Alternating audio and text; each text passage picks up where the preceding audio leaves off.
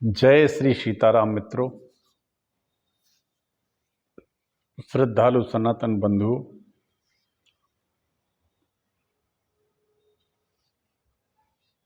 सनातन भक्त प्रेमियों, वंदनीय गुरुजन, वंदनीय तपस्वी, वंदनीय भारत के वीर सपूतों शेरों, वंदनीय मातृशक्ति, आप सभी को टीकमगढ़ मध्य प्रदेश से मैं रिटायर्ड चिकित्सा अधिकारी डॉक्टर राजेंद्र मिश्रा प्रणाम करता हूँ। आप सभी इस देश के सनातन धर्म के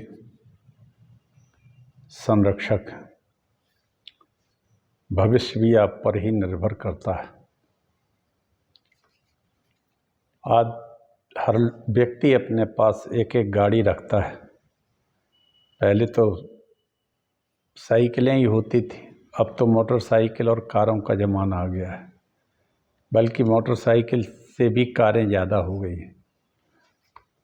आप लोगों ने देखा होगा, कोई भी व्यक्ति अपनी कार में पानी, मिट्टी इत्यादि नहीं डालता है, वो पेट्रोल या डीजल ही डालेगा, कोई मिट्टी का तेल भी नहीं डालता। कारण कि कार खराब हो जाएगी। जो मात्र 3-4 लाख से लेके 10-20 लाख फिर करोड़ों तक आती है। मेरे प्यारे भाइयों, खास तौर पर नौजवान साथियों, आप अपना शरीर में गलत चीज़ें क्यों डालते हो? जब छोटी मोटी लोहे की कार एक मशीन में जब गलत चीज़ नहीं डालते, तो अपने शरीर में कोई भी ऐसी चीज़ें क्यों डालते हो जो शरीर को सूट ही नहीं करती हैं? जैसे गुटखा,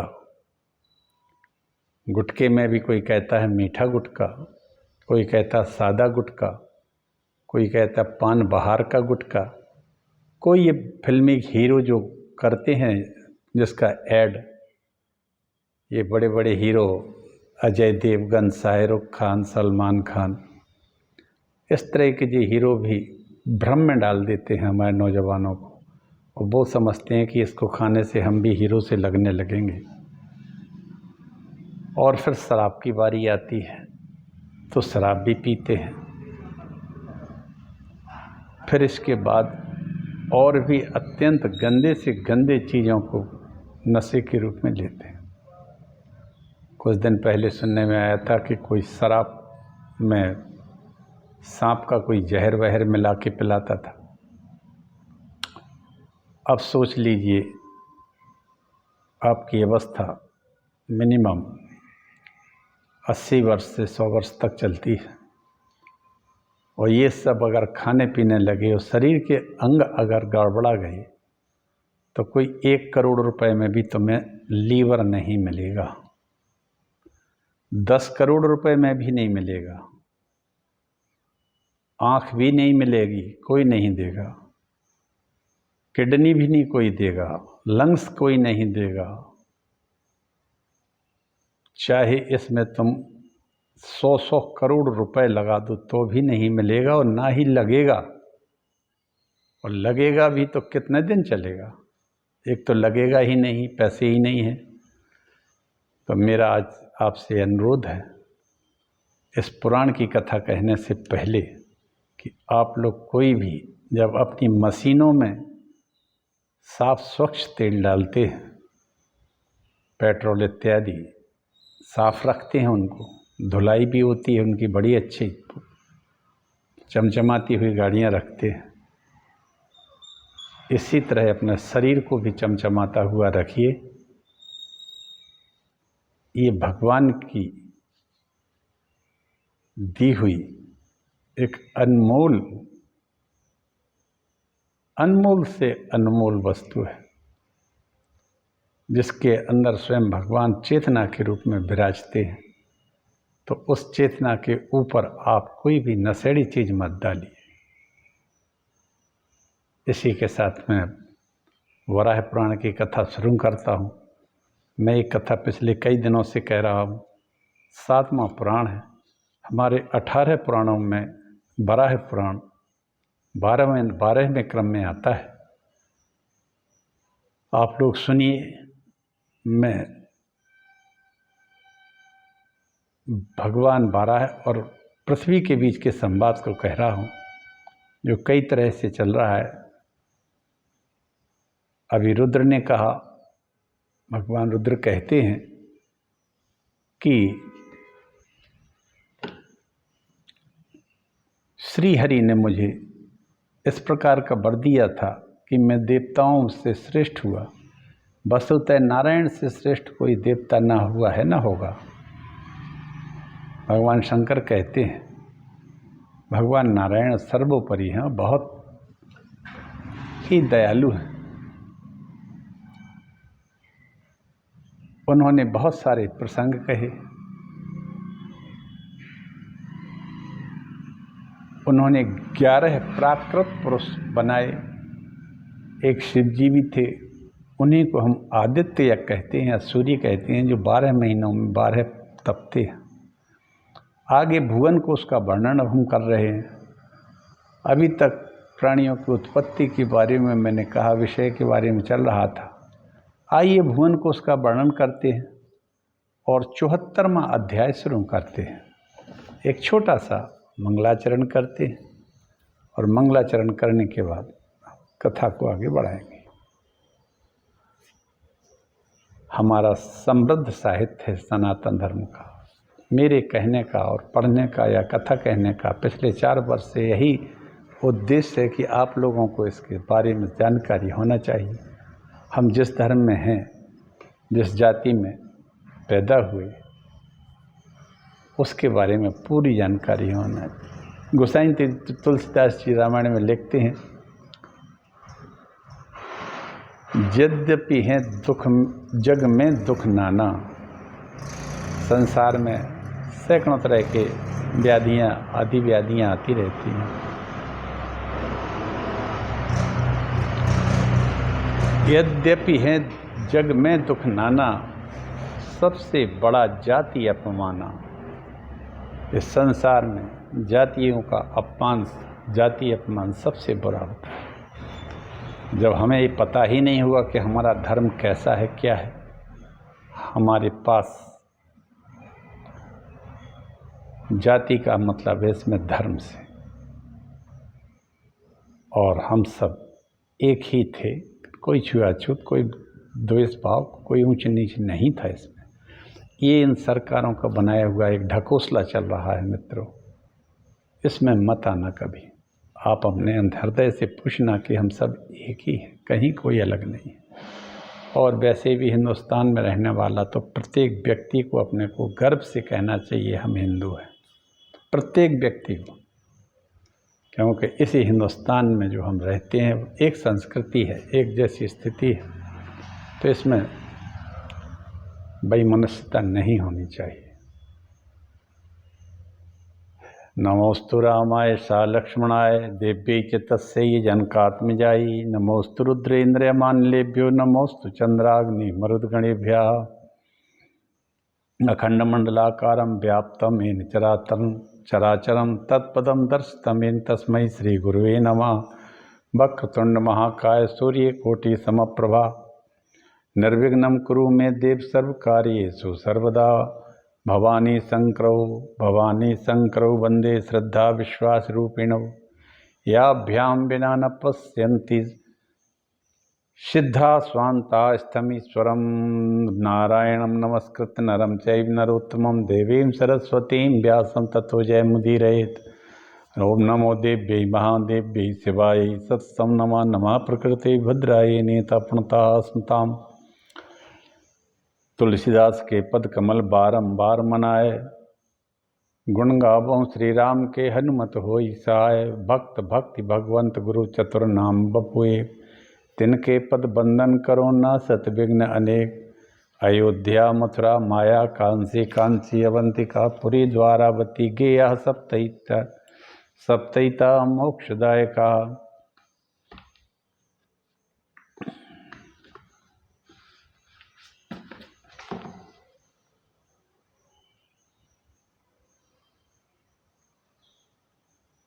यथा दीपो निवातस्थो नैंगते सोपमा स्मृता योगिनो यथा चित्तस्य युञ्जतो योगमात्मनः। जिस प्रकार से वायु रहित स्थान में दीपक हिलता डुलता नहीं है, उसी तरह योगी का मन उसके बस में होता है। वह आत्म तत्व के ध्यान में सदैव स्थिर रहता है और उसका मन और इंद्रियों पर उसका नियंत्रण रहता है। उस नियंत्रण की वजह से वो सदाचार युक्त होता है, किसी तरह के नशे इत्यादि नहीं करता है। भगवान बराह कहते हैं पृथ्वी से, हे वसुंधरे, भगवान रुद्र पुराण पुरुष शाश्वत देवता यज्ञ पुरुष अविनाशी विश्वमय अज शंभु त्रिनेत्र और सूर्यपाणी है। उन सनातन प्रभु से संपूर्ण ऋषियों ने पुनः प्रश्न किया। ऋषिगण कहते हैं, हे देवेश्वर, आप हम संपूर्ण देवताओं में तो श्रेष्ठ हैं, अतः हम आपसे एक प्रश्न पूछ रहे हैं, आप इसे बताने की कृपा करें।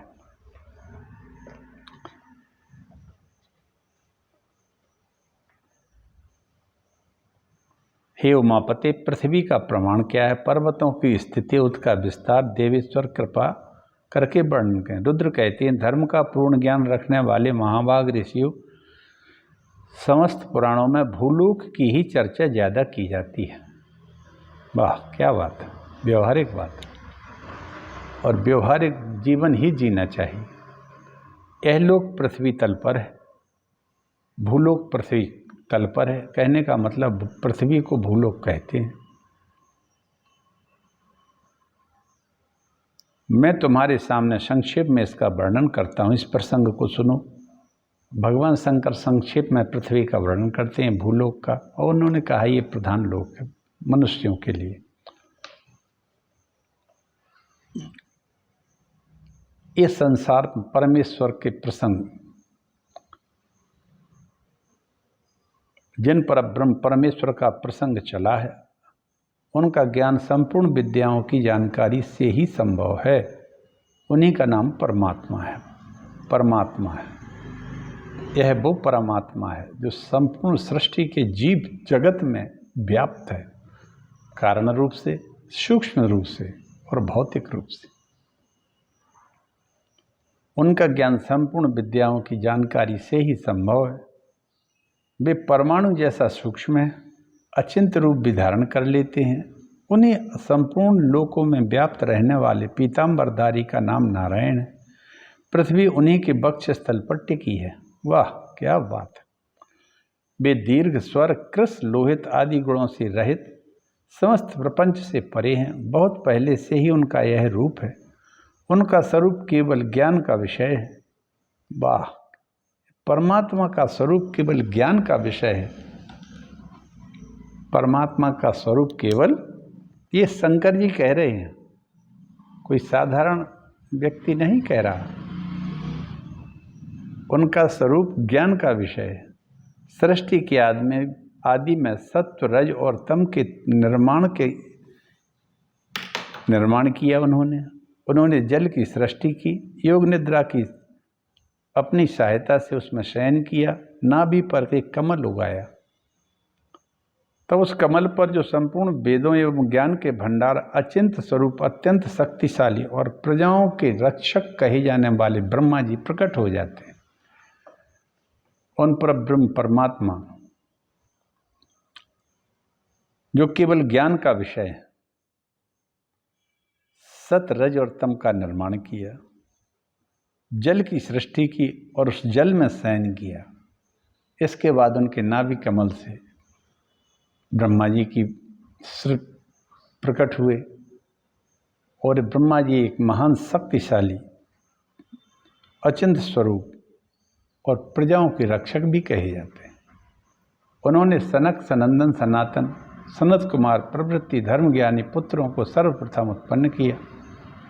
इस सनत, सनंदन, सनातन और सनत कुमार 5 वर्ष के बालक रहते हैं, जिनकी सृष्टि के प्रारंभ में ब्रह्मा जी के द्वारा इनको उत्पन्न किया गया था। ये सब संकल्प सृष्टि से आए थे, ये किसी माता के गर्भ से नहीं आए थे। फिर धर्मज्ञानी पुत्रों को सर्वप्रथम इन्होंने उत्पन्न इन चारों को किया। फिर स्वयंभू मनु को किया। मरीचि आदि मुनियों, दक्ष आदि प्रजापतियों की भी सृष्टि की। भगवान दक्ष द्वारा सृष्टि स्वयंभू मनु से इस भूमंडल का विशेष विस्तार हुआ। उन महाभाग मनु महाराज के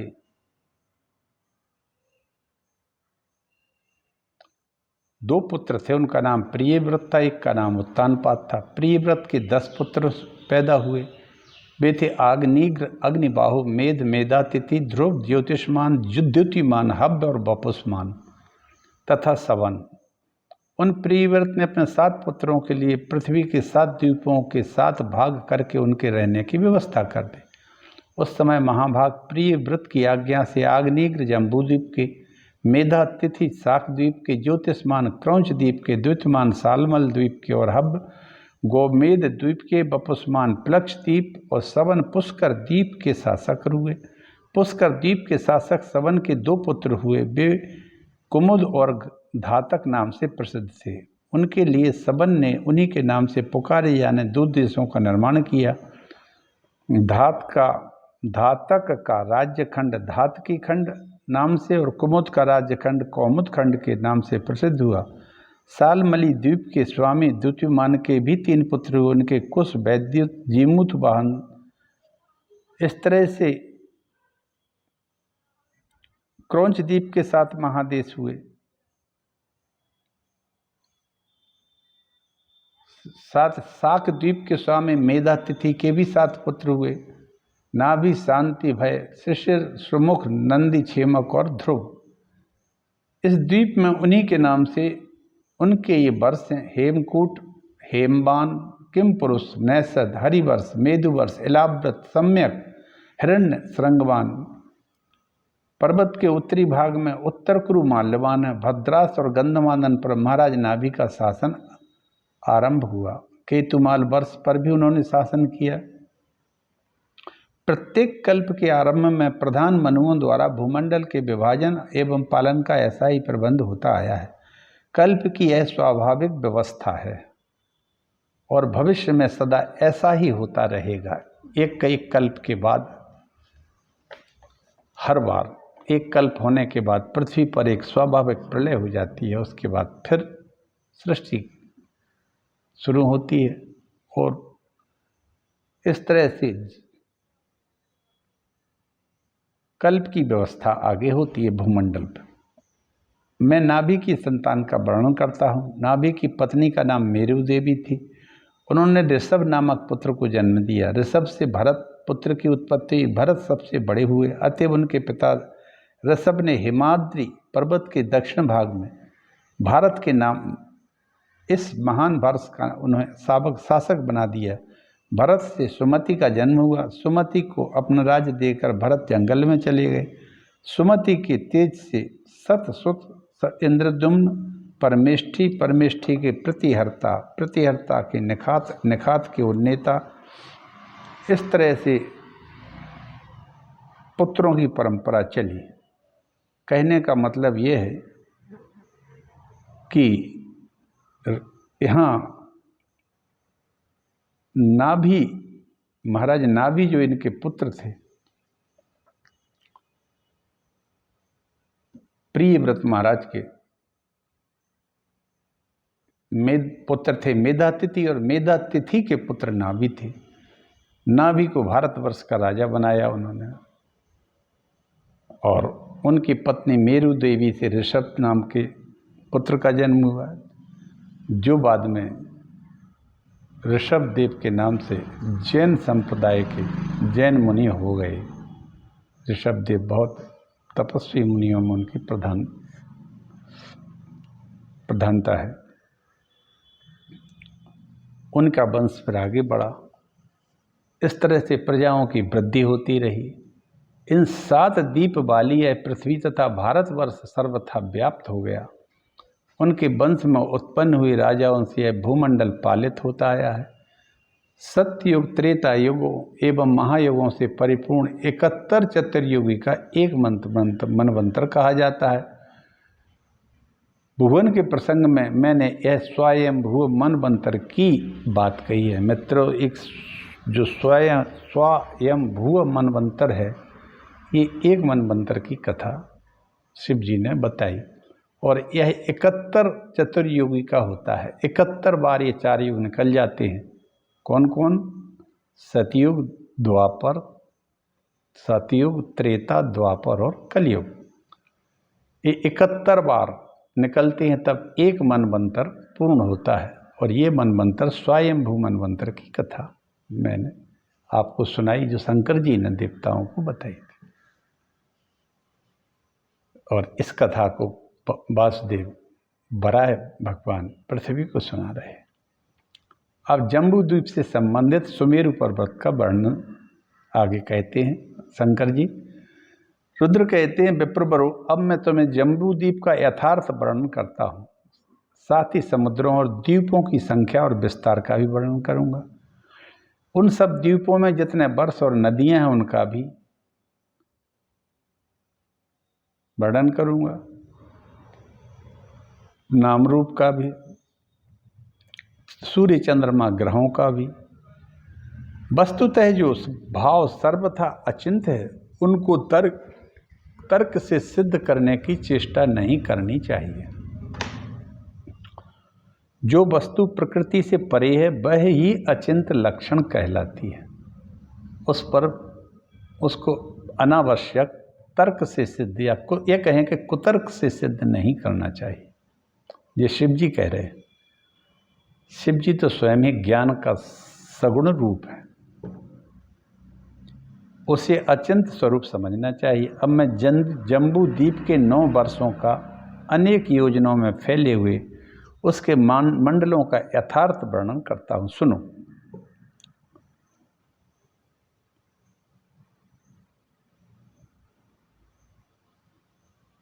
यह जम्बू द्वीप लाख योजनों का है। अनेक योजन वाले पवित्र बहुत से जनपद इसकी शोभा बढ़ाते हैं। सिद्ध और चारणों से व्याप्त है। पर्वतों से इसकी शोभा अत्यंत मनोहर जान पड़ती है। अनेक प्रकार की सुंदर धातुएं इसका गौरव बढ़ा रही हैं। भूमंडल वाले जम्बू द्वीप में 9 वर्ष चारों ओर व्याप्त हैं। यह एक ऐसा सुंदर द्वीप है जहाँ संपूर्ण प्राणियों को प्रकट करने वाले भगवान नारायण विराजते हैं। इसका विस्तार में चारों ओर समुद्र है और पूर्व में उतने ही लंबे चौड़े 6 वर्ष पर्वत हैं। पूर्व पश्चिम में लवण समुद्र है, बर्फ से व्याप्त है। हिमालय, सुवर्ण से भरा हेमकूट, अत्यंत सुख देने वाला निषद, 4 वर्ण वाले सुवर्ण युक्त सुमेरु पर्वत का वर्णन तो मैं पहले ही कर चुका हूँ, जो कमल के समान वर्तुलाकार है। उसके चारों भाग बराबर हैं। वह बहुत ऊंचा है। उसके पार्श्व भाग में परब्रह्म परमात्मा की नाभि से प्रकट हुए प्रजापति नाम से प्रसिद्ध गुणवान ब्रह्मा जी विराजते हैं। इस जम्बू द्वीप के पूर्व भाग में श्वेत वर्ण वाले जो ब्राह्मण हैं, जो दक्षिण की ओर पीतवर्ण, उन्हें वैश्य माना जाता है। पश्चिम की ओर भृंगराज के पत्र की आभा वाले हैं, उनको शूद्र के कहा गया है। इस सुमेरु पर्वत के उत्तर भाग में संचय करने से जो प्राणी हैं उनका वर्ण लाल है, उन्हें क्षत्रिय की संज्ञा दी गई है। अब देखिए, यहाँ एक अलग बात आती है। जम्बू द्वीप के पूर्व में श्वेत वर्ण वाले प्राणियों को ब्राह्मण कहा गया है। दक्षिण की ओर रहने वालों को वैश्य, पश्चिम की ओर रहने वालों को शूद्र कहा गया है और सुमेरु पर्वत के उत्तर के भाग में क्षत्रिय वर्ण की संज्ञा दी गई है। इस प्रकार तो वर्णों की बात कही जाती है। स्वभाव, वर्ण और परिणाम में इसकी गोलाई का वर्णन हुआ। इसका शिखर नीलम वैदूर्य वर्ण के समान है, मणि के समान है। कहीं श्वेत, कहीं शुक्ल, कहीं पीले रंग का है, कहीं वह धतूरे के रंग का समान हरा है और कहीं मोर के पंख की भांति चितकबरा है। इस सभी पर्वतों पर सिद्ध और चारण गण से निवास करते हैं। इन पर्वतों के बीच में 9000 लंबा चौड़ा विस्कंभ नाम का भी पर्वत है। सुमेरु पर्वत के मध्य में इलावृत वर्ष है।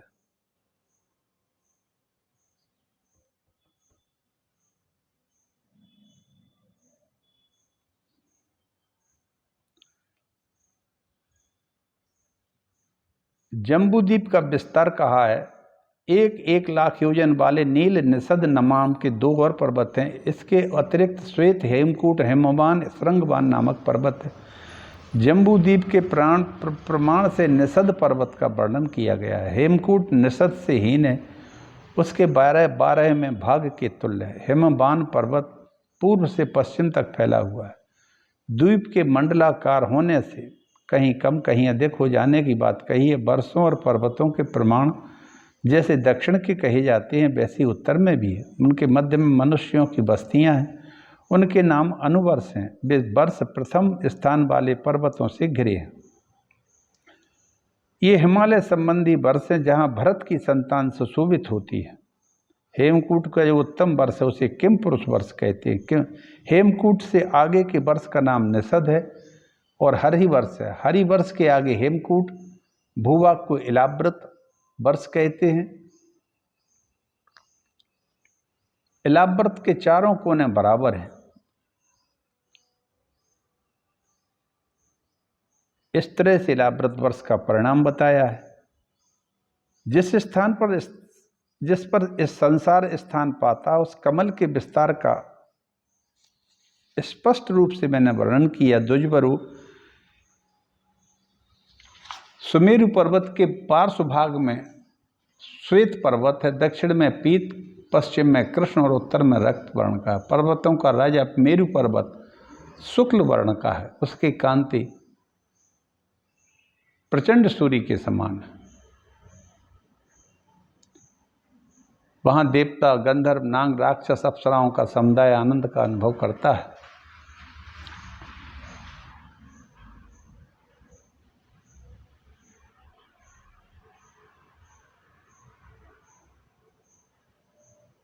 द्विजबरु कमल की आकृति से उस मेरु पर्वत की कर्णिकाएं सैकड़ों मणिमय पर्वतों से सुशोभित होती हैं। बहुत सारी कंदराएं, ब्रह्मा जी की रमणीय वहीं एक सभा है। अनेक ब्रह्मर्षि उसके सदस्य रहते हैं। वहाँ कई योगी जन निवास करते हैं।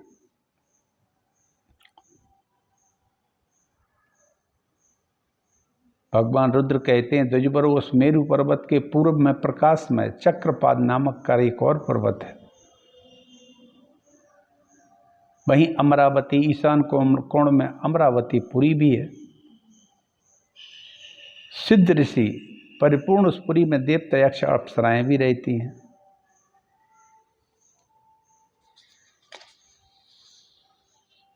और वहीं दक्षिण में अमराज की संयमनी पुरी है। अमरावती के नैऋत्य कोण में विरूपाक्ष की कृष्णवती पुरी है। इस तरह से भगवान रुद्र का यह लोक सबके लिए प्रार्थना की विषय अभिलषणीय वस्तु है। मेरु पर्वत के मध्य भाग की कर्णिका का मूल है, उसका परिणाम 1 सहस्त्र योजन है।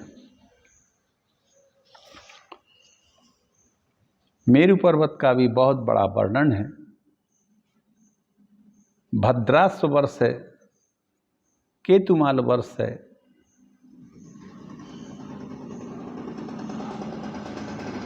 कुरु वर्ष है। मंदर आदि पर्वतों का भगवान शंकर ने बड़ा सुंदर वर्णन किया है। मेरु पर्वत पर कई जलाशयों के बारे में भी कहा। मेरु पर्वत की बहुत सारी नदियां बताया है।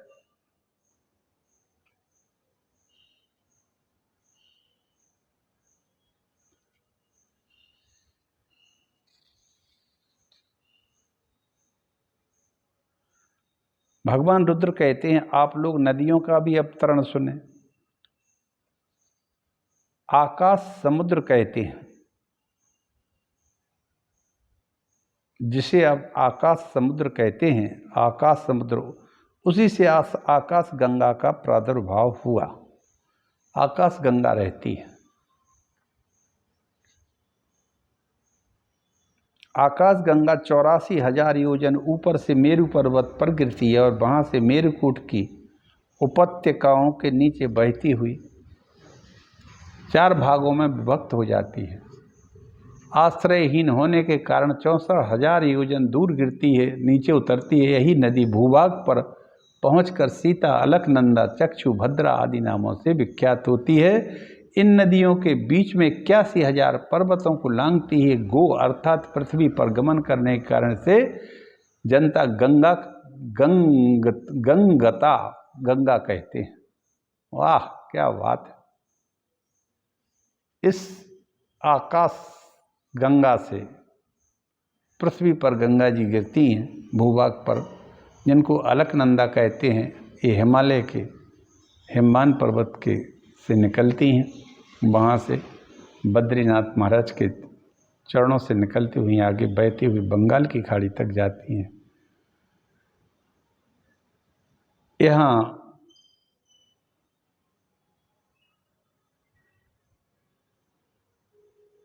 गंधमादन पर्वत के पार्श्व में स्थित अमरघंटिका का वर्णन है किया उन्होंने। फिर इस तरह से सैकड़ों जनपद का वर्णन भगवान शिव ने किया है।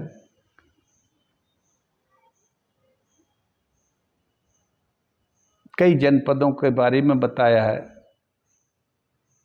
बहुत सारी नदियों के बताया है। सीता, सुवासिनी, हंसवती, कासा, महाबक्रा, चंद्रवती, कावेरी, सुरसा आख्यायित, इंद्रवती, अंगारवाहिनी, हरितोया, सोमवर्ता, सतदिभा, बनमाला, बसुमती, हंसा, सुपर्णा, पंचगंगा, धनुष्मती, मणिबप्रा, सुब्रह्म भोगा, विलासिनी, कृष्णतोया, पुण्यदा, नागवती, शिवा, शैवालिनी, मणितया, क्षीरोदा, वरुणताली, विष्णुपति। जो इन पुण्यमयी नदियों का जल पीते हैं उनकी आयु 10,000 वर्ष तक की हो जाती है। यहाँ के निवासी सभी स्त्री पुरुष भगवान रुद्र और उमा के भक्त हैं।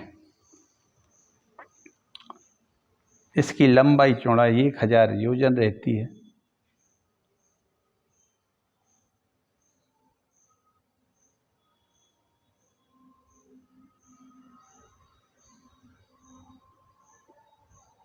नैषद एवं रम्यक वर्षों के कुल पर्वत, जनपद और नदियाँ इसका वर्णन फिर करते हैं। भारतवर्ष का भी फिर वर्णन है। भगवान रुद्र कहते हैं, विप्रवरो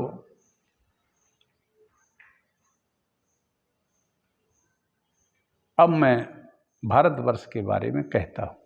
ये हम कथा कल कहेंगे। आज इस कथा को हम यहीं विराम देते हैं। जम्बू द्वीप का वर्णन चल रहा है। अब ये तो विधाता ही जाने कि ये भुवन कोश कितना बड़ा है, क्योंकि पृथ्वी तो एक उसका छोटा सा अंश है। क्योंकि इसमें जितने वर्षों का वर्णन है, जम्बू द्वीप में ही पूरी पृथ्वी आ जाती है। तो इसका मतलब ये और भी भुवन कोश में कई पृथ्वियाँ हैं और उनका वर्णन है। वर्णन बहुत ही विशद और बड़ा भारी है। भुवन कोश है ये, भुवन कोश ब्रह्मांड एक कोश है। इसमें एक पृथ्वी छोटे कंकड़ के बराबर है। जम्बू द्वीप इसको कहते हैं। इसके उन्होंने 7 भाग किए, फिर उनके अलग अलग वर्ष बनाए। भारतवर्ष की स्थिति भी बताई है। हिमालय के दक्षिण में जो खंड है उसको भारतवर्ष कहते हैं। कल हम इसके बारे में चर्चा करेंगे। इस तरह भुवन को उसका वर्णन करते हैं भगवान शंकर, कर रहे हैं। बहुत अच्छा वर्णन है और कल जो कहेंगे वो आप सबकी समझ में जल्दी आ जाएगा। क्योंकि भारतवर्ष का वर्णन है इसलिए। और भारत में वो सब चीज़ें हैं जो हम देखते हैं आज भी। इसी के साथ मित्रों में आज वराह पुराण की कथा को यहीं विश्राम देता हूँ। आप सभी से आज्ञा चाहूँगा। आप लोग सुने, समझें और लोगों को भी जोड़ें और साथ में सब्सक्राइब भी करें। आप लोग भगवान श्री वराह की कथा सुन रहे हैं। भगवान ने सदैव राक्षसों का संहार करके पृथ्वी को बचाया है और यह कार्य करना अत्यंत आवश्यक है, नहीं तो यहाँ भक्तों का, सात्विक पुरुषों का, सत्वगुण का सफाया करने के लिए और आज की राजनीति ने तो इसका लगता है जैसे इस संविधान के द्वारा योजना ही बना ली है कि किसी भी कीमत पर भारत का या सनातन धर्म का सफाया हो जाए तो अच्छा है। लेकिन भगवान की कृपा है कि ये सब होता नहीं है। आजकल कुछ तो भी नेता, इनको न जाने क्या हो जाता है। और ये एक नेता तो ऐसा भी है दक्षिण भारत का जो कहता है सनातन धर्म को ख़त्म करना चाहिए, मलेरिया जैसा उन्मूलन होना चाहिए। और बड़ी अफसोस की बात है कि 80% हिंदू चुपचाप सुन लेते हैं। एक ईसाई जाति का मुख्यमंत्री का लड़का है, दक्षिण भारत का केरल प्रांत है। वो कहता है सनातन धर्म को जड़ मूल से नष्ट करना चाहिए। कोई प्रतिक्रिया उस पर किसी भी हिंदू ने नहीं की। यह हमारी एक कमजोरी कहें या इसको कायरता कहें या ये कहें कि वोट का लोभ है।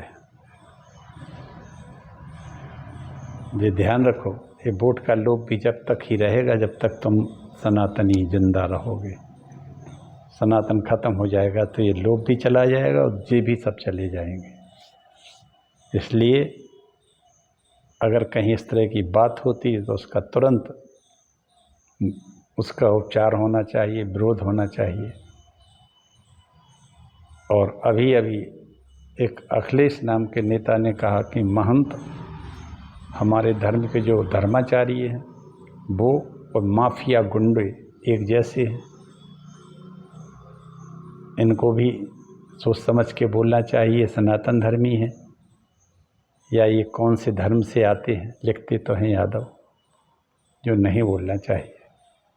और अगर ये बोलते हैं तो जनता इनका बाइकाट करे। जय श्री राम। फिर कह देता हूँ कि यद्यपि हैं दुख में जग नाना, सबसे बड़ा जाति अपमाना। धर्म का अपमान नहीं करिए आप। जय श्री हरि, जय श्री राम। मित्रों, हर हर महादेव।